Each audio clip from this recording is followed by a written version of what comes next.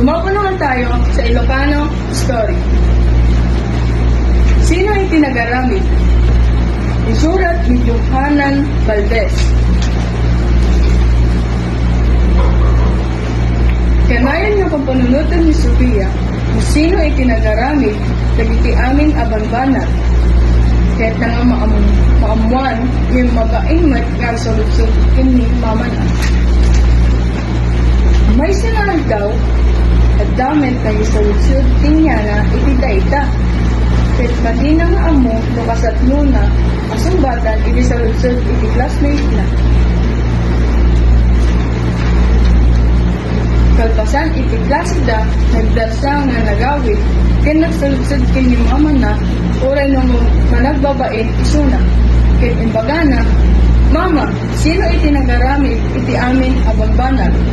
Ang misam di mama na, ket sumumbad. Dagiti amin nga bambanag na makita ta, anak ko, ket naramid iti Diyos a Johaba. Inabigatan na, nagdarsa nga napan iti classmate na, ket imbaga na adi sumbad di mama na ken kuana. At dito po nagtatapos ang ating kwento sa Ilocano.